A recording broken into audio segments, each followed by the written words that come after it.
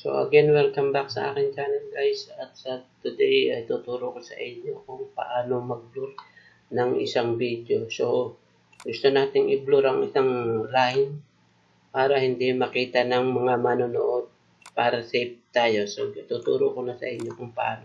So dito muna tayo sa logo. Punta tayo ng ating video na gagawan natin ng blur. Nalalagyan natin ng blur para hindi makita ng manonood. So, sa content, punta tayo ng content or video. Sa ating mga video, i-click nyo lang yun. So, pipili tayo dito. So, pumili ako. Pipiliin ko na lang itong nasa taas. So, para madali tayo. So, ayan ang pipiliin ko. Then, click editor. Click editor. Then, so,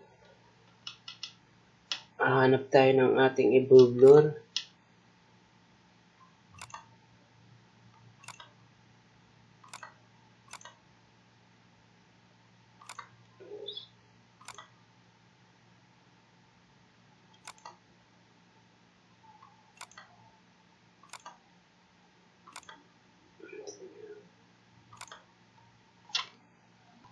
So, itong portion na to ay gusto kong lagyan ng blur.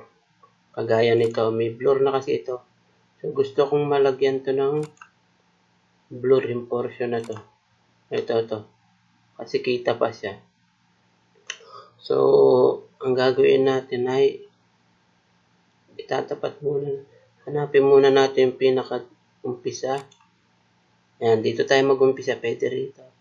Tapos, pindutin nyo itong blur. Custom blur tayo ha, hindi tayo muka. So, custom blur muna tayo. Tsaka na yung muka. Para mabilis tayo. So, custom blur. Klikin nyo. Then, pag-track object, ito ay hindi mo siya mamumove. So, kailangan, ang gamitin mo ay ito. Fix blur position. So, pag fix blur position, pwede mo siyang i-move kung saan mo gusto. Eh, gusto ko, diba, hanggang dito. So, hanggang dito ako mag-uumpisa. Tapos, ang matatapos ay, tapos kung gusto, halimbawa niya, hanggang dito ang kailangan ko. So, hanggang dito. Yan. So, ito ang lalagyan ko. Nakita nyo to? I-move nyo yan, i-move nyo. I-drag nyo lang dito sa portion na gusto nyo i-blur. Yan. Doon natin siya ilagay.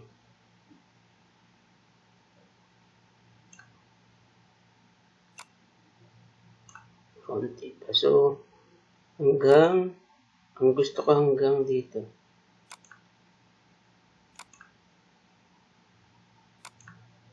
Yan, hanggang dito. So, idadrag ko yan. Kung saan, hanggang saan nyo gusto is, i-drag nyo. I-move nyo lang. Tapos, ito ay balik nyo ulit doon. So, i-play ko muna. Hinaan ko muna ang sounds. I-play ko muna. Kailangan i-play nyo kasi hindi siya masisave. Kailangan i-play natin ha. I-play natin siya.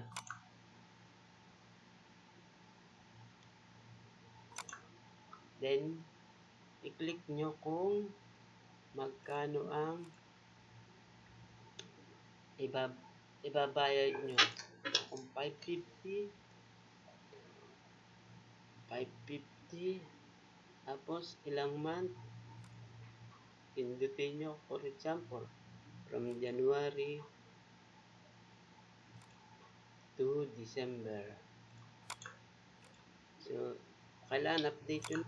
Pagka-play nyo, kailangan yung date. Dapat i-stop nyo. So, ako playtin natin na. Hindi ko na-stop eh. Kung magkano ang kailangan i-stop nyo doon sa gusto nyo. Kailangan abangan nyo. So, kung 550,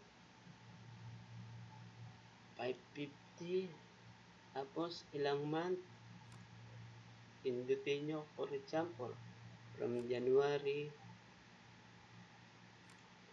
to December. Yun. So, pagkatapos nyong i-play,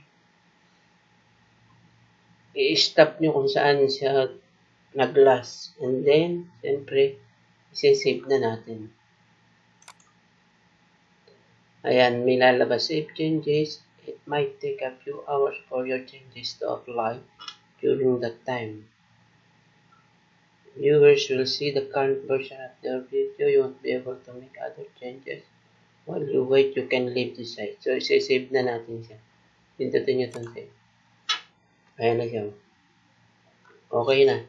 Video is being processed. Please check back later. So, ganun lang kasimple. Kung may mga tanong, kung hindi gaanong naintindihan, pwede na natin itong ulitin kung gusto nyo. Yung mabagal. Para madali yung mano. Ganun lang kasimple. Kung may mga tanong, magtanong lang kayo. So, sa susunod na upload ko is yung mukha naman ng ating i-blur. Abangan nyo din yun. So, para kayo may mga idea dito sa loob ng channel natin sa i-blur. Kung nakalimutan nyo i-blur, so i-private nyo muna bago nyo i-post sa mga social media o bago nyo i-public sa YouTube. Para safe tayo kung anong gusto nating itago ay pwede nating itago at i-blur natin. Okay guys, maraming salamat. Thanks for watching. Huwag kalimutan mag-subscribe at click notification bell para yung susunod na video ko mapanood.